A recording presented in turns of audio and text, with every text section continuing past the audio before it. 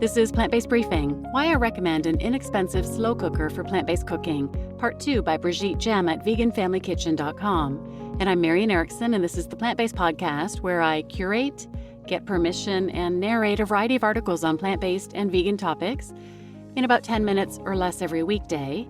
And today's article was longer, so it's a two-parter. I read part 1 yesterday. So go listen to that first and then jump back here for part 2. So now let's get to today's plant-based briefing. Why I recommend an inexpensive slow cooker for plant-based cooking, part 2 by Brigitte Gemme at veganfamilykitchen.com. My best recipes for the slow cooker. Slow cookers are the natural allies of all things simmered, so soups and stews are perfect to cook in that crock. Here are some examples. In practically every case, you'll want to start with an onion, add a bunch of vegetables, probably some beans or lentils, and suitable seasonings, plus some liquids. Chilies and curries. Use onion, garlic, carrots, bell peppers. I prefer red, but one green in the mix would be fine. Maybe some diced squash or other dense veggies like cauliflower.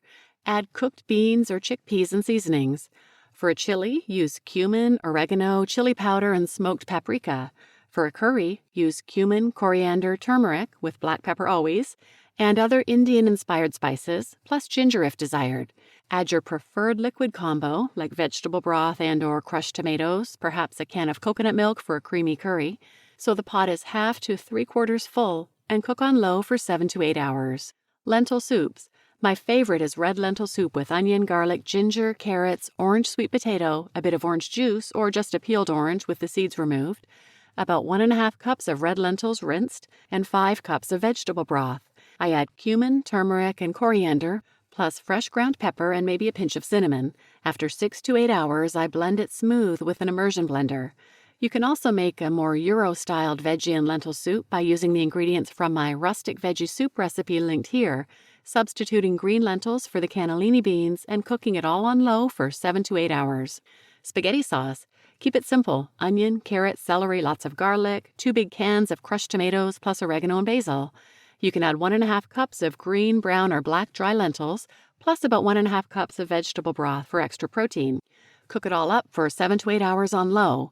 If you have time, instead of the lentils, you could crumble a package of extra firm tofu into chunks, mix it up with a little soy sauce, balsamic vinegar, and a liquid sweetener. I prefer blackstrap molasses here, and roast the crumbs in the oven for a little bit. Don't let them burn. Blend the sauce smooth with an immersion blender if desired, then add the roasted tofu crumbs. Orange sweet potatoes and butternut squashes.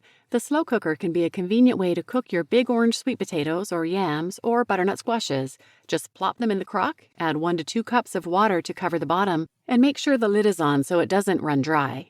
Cook on low for at least 6 hours or until a knife pierces the vegetable's flesh easily.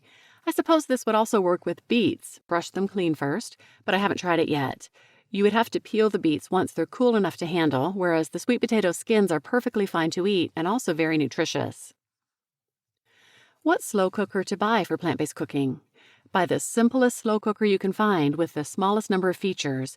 It should be manual, not electronic or programmable in any way, with just a switch to choose between off, low, and high heat.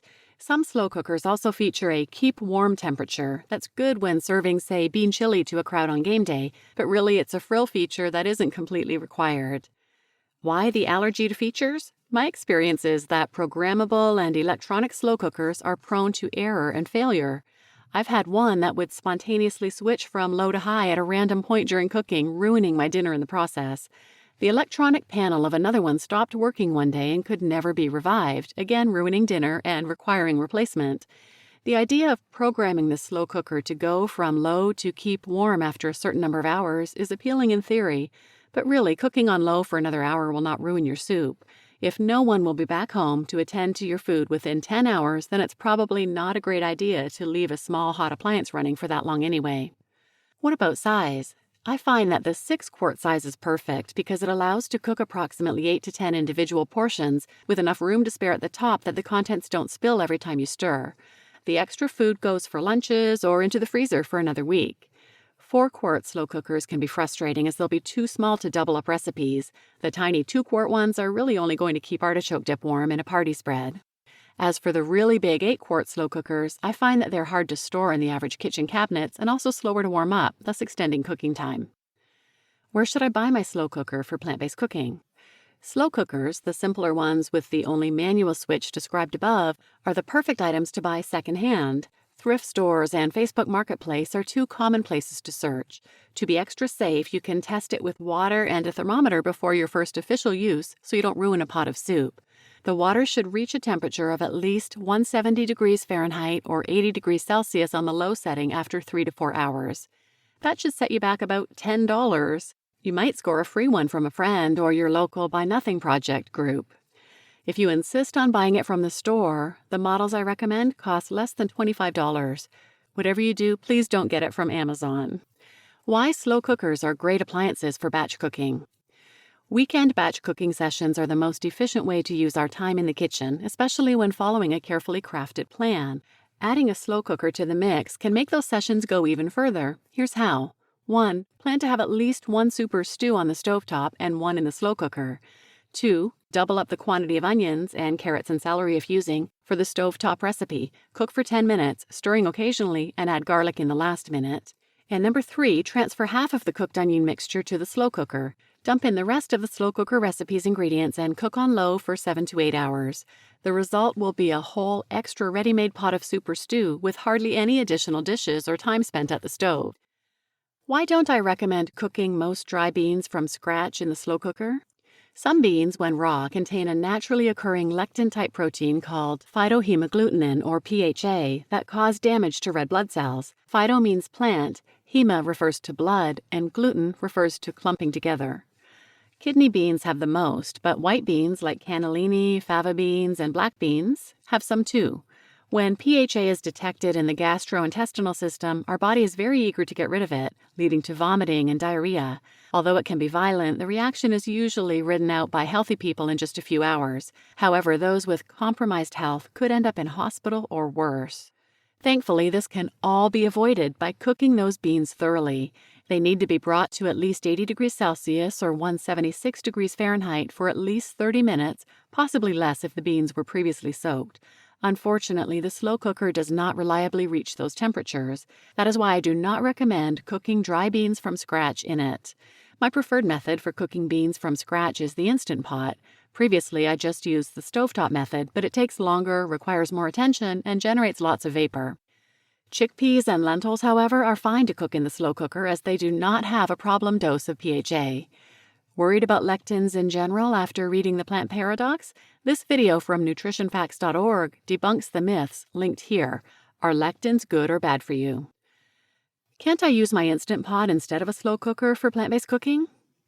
Most or all electric pressure cookers have a slow cook mode, but personally I don't trust slow-cooked meals with my Instant Pot. In single-function slow cookers, the heat comes evenly distributed from all around the crock, whereas the element of the Instant Pot is on the bottom. It is more likely to lead to burnt food at the bottom of the pot and uncooked food at the top. This being said, if all you have is an Instant Pot right now, you can make it work almost like a slow cooker by using it on the low setting only, check your manual, stirring the food every 2 to 3 hours or so, scraping the bottom to make sure there are no burnt bits there, and increasing the total cooking time by perhaps an hour to make up for the times when you lifted the lid. Make sure to review your manual's instructions with regards to proper lid placement during slow cooking, or use a glass lid from a different pot. It may not be a good fit if you're going to walk away for the whole day, but if you're working from home, it's probably fine. If you have the extra space in your kitchen, above your fridge perhaps, consider spending the $10 to get a separate slow cooker. You just listened to Why I Recommend an Inexpensive Slow Cooker for Plant-Based Cooking, Part 2 by Brigitte Gemme at veganfamilykitchen.com, and I'm your host, Marian Erickson. And as always, I put a link to the original post in the show notes so you can find the linked recipes and videos that she mentioned. And I love using my slow cooker. I've brought it back out from storage when I signed up for Brigitte's weekly family meal plans, and it's so nice to put stuff in there and set it and forget it. I usually, while I intend to get everything in there first thing in the morning, it's usually lunchtime when I chop everything and throw it in. And then I just set it on a bit higher heat for 4 hours, and it always comes out perfectly. And I was trying to think of how old my slow cooker is. It is definitely over 30 years old. And I have used it now more in the last couple years since starting with Brigitte's vegan family meal plans than I used it the entire time I've owned it. So please share this episode with anyone who might benefit, and thanks for listening.